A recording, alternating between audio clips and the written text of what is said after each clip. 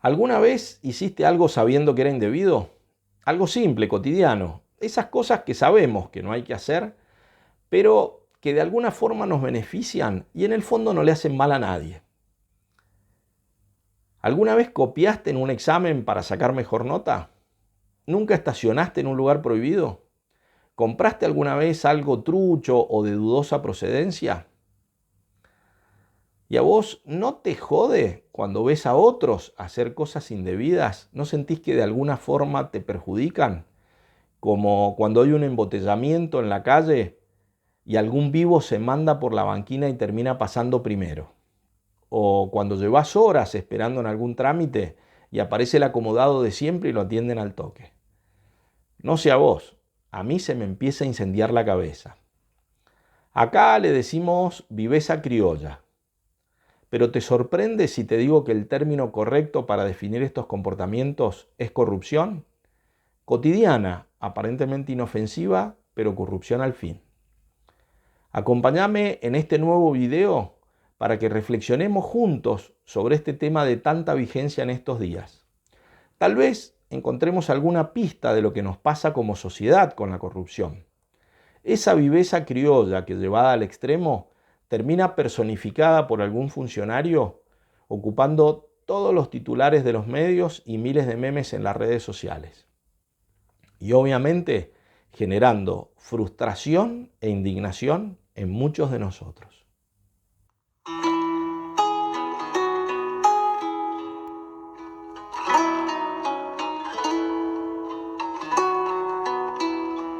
Tal como era de esperar en los resultados de la encuesta, la corrupción aparece como uno de los aspectos de mayor coincidencia en cuanto a lo mal que estamos, tanto en el ámbito público como en el ámbito privado. Todos soñamos con un país sin corrupción.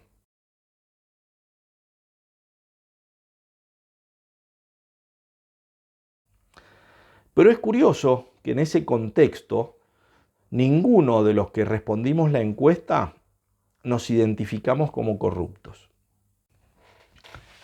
Hace unos años tomé un taxi en Buenos Aires. Íbamos conversando con el conductor sobre alguno de los escándalos del momento, seguramente, y se me ocurre decirle, bueno, lo que pasa es que ni usted ni yo somos corruptos, pero... Y no alcancé a terminar la frase. El taxista me interrumpió y me dijo, momento, no sé usted, pero yo no podría asegurar que no soy corrupto hasta que algún día alguien me ofrezca $1.000.000 por hacer algo ilegal y yo le diga que no. Hasta ese momento no lo sé. Este episodio viene dando vueltas en mi cabeza desde ese momento. No sé si calificar a este buen hombre como un sabio o como un corrupto en potencia, ya que el simple hecho de ponerlo en duda deja una puerta abierta, ¿no? No sé, me imagino que una persona incorruptible diría algo más del tipo de, ni por todo el oro del mundo yo haría algo ilegal, ni que perjudique a otros en beneficio mío. Te invito a que revisemos algunas definiciones de la palabra corrupción. Según la Real Academia Española, corrupción es 1. Acción y efecto de corromper o corromperse. La verdad, esta definición no me dice mucho, es del tipo de crucigrama, definición de crucigrama. 2. Deterioro de valores, usos o costumbres. Esta me gusta. Creo que estaría bueno profundizar acá. 3. En las organizaciones, especialmente en las públicas, práctica consistente en la utilización indebida o ilícita de las funciones de aquellas en provecho de sus gestores. Para muchos de nosotros, ciudadanos comunes, esta definición probablemente suene un poco lejana. Seguí buscando un poco más y encontré otra definición en el sitio significados.com, que dice así: la corrupción es el proceso de quebrar deliberadamente el orden del sistema, tanto ética como funcionalmente, para beneficio personal. Esta me encantó. Por ahí vamos a ir. Y más abajo dice, Además de que el corrupto comete una acción ilegal, también presiona u obliga a otros a cometer tales actos. Brillante. Es difícil, casi imposible, diría, ser corrupto en soledad. Siempre se necesitan cómplices. Generalmente la corrupción suele estar relacionada con el mundo de la política y el poder, con foco en el enriquecimiento ilícito. Pero en realidad aplica a todos los ámbitos sociales y es ahí donde a mí me gustaría profundizar. Porque ya hemos escuchado demasiado sobre las formas de corrupción del poder. Palabras como soborno, enriquecimiento ilícito, abuso de poder, tráfico de influencias, conspiración, obstrucción de la justicia, uso ilegal de información, etc. Hace años que se han vuelto casi cotidianas para nosotros. Sin embargo, existen otras formas de corrupción más cercanas a nosotros, a los ciudadanos comunes, esas que mencionaba al principio, las que supuestamente no le hacen mal a nadie. Hagamos un ejercicio. Volvamos a leer las definiciones y concentrémonos en dos: deterioro de valores, usos o costumbres y proceso de quebrar deliberadamente el orden del sistema, tanto ética como funcionalmente, para beneficio personal. Y pensemos en esas situaciones cotidianas para ver si cumplen con estas definiciones. Por ejemplo, tengo un amigo médico. Me lo encuentro y le digo, che, quiero ir a verte para hacerme un chequeo, nada urgente. Y él me dice, tengo los turnos completos durante las 2 próximas semanas. Pero yo le insisto y me dice, ok, dale, anda cuando quieras, avísale a la secretaria y te atiendo ahí. Y efectivamente, el día que decido ir, hablo con la secretaria y apenas se desocupa del paciente que está atendiendo, me hace pasar. Sin importar si hay gente que sí pidió turno y lleva mucho más tiempo esperando. Usos y costumbres sería pedir turno y esperar igual que el resto. Claramente estamos rompiendo el orden del sistema establecido para beneficio personal y además perjudicando a los que sí cumplen con lo establecido.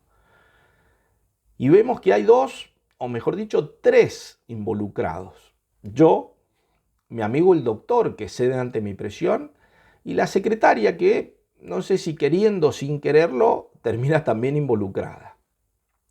Otro caso podría ser cuando necesitamos hacer un trámite, como por ejemplo renovar la licencia de conducir. Acá aplicamos la teoría de los 6 grados de separación de Harvard. Esa que dice que cualquier persona puede estar conectada a cualquier otra persona del planeta por una red de conocidos que no tiene más de 5 involucrados. Entonces, llamo a un conocido o al conocido de un conocido hasta finalmente llegar a la persona que tiene el poder para evitarme hacer la cola o mejor aún, que me facilite el trámite.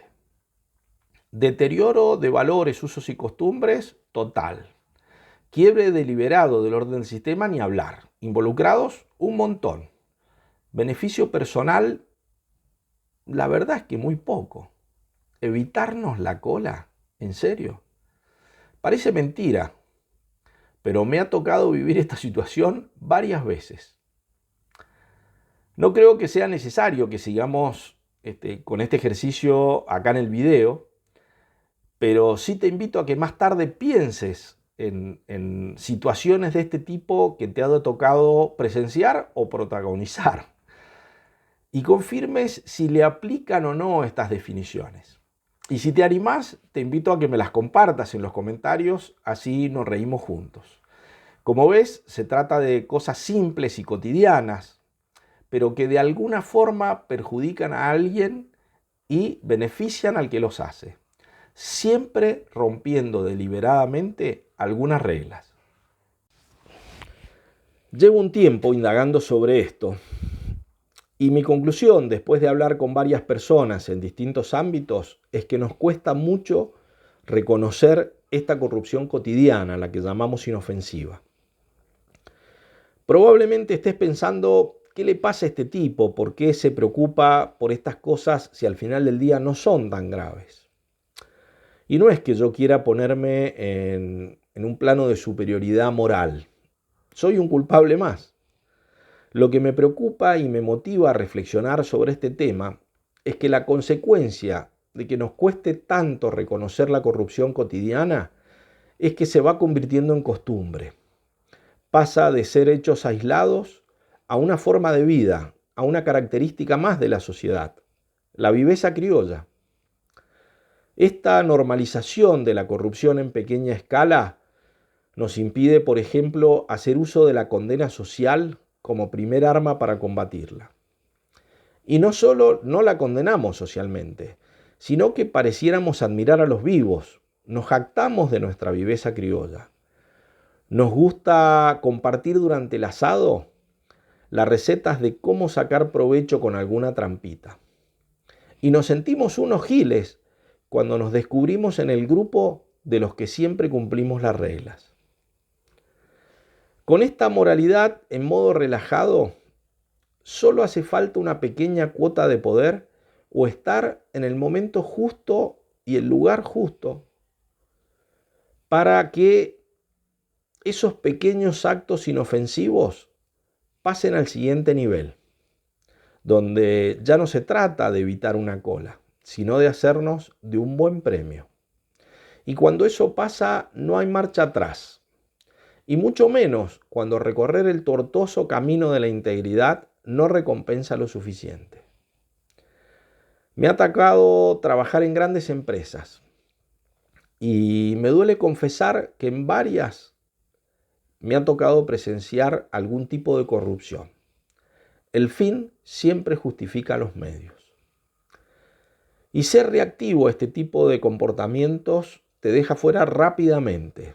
Podríamos decir que silencio mata currículum. Los que me conocen sabrán de lo que hablo. Por eso pienso que no es casualidad que tengamos semejante nivel de corrupción en el ámbito público. No es un virus que se contrae cuando somos nombrados funcionarios o que viene en el combo junto con la banda presidencial y el bastón de mando. Es más bien como una enfermedad crónica que tenemos, que está ahí latente, esperando su momento, como dice el taxista, de ponernos a prueba y averiguar cuál es nuestro precio. Termino con un fragmento de la obra El Príncipe de Maquiavelo, que dice: un pueblo que acepta pasivamente la corrupción y los corruptos no merece libertad, merece la esclavitud. Un país cuyas leyes son indulgentes y benefician a los bandidos no tiene vocación de libertad. Su gente es esclava por naturaleza. Un pueblo cuyas instituciones públicas y privadas están en gran parte corrompidas no tiene futuro, solo pasa. La sentencia de Maquiavelo es clara, particularmente la última frase. Pero también está bastante claro lo que tenemos que hacer. No digo que sea fácil, pero está claro. Necesitamos curarnos urgentemente de esta enfermedad y evitar que nuestros niños y adolescentes se sigan contagiando mientras crecen. Necesitamos construir una sociedad íntegra que empiece a purgar a los corruptos antes de que lleguen a tener poder. ¿Y cómo empezamos? Como siempre, cada uno desde su lugar, poniendo su granito de arena. Hoy te invito a que empecemos combatiendo en nosotros mismos y en nuestro entorno esos pequeños pero malos hábitos cotidianos.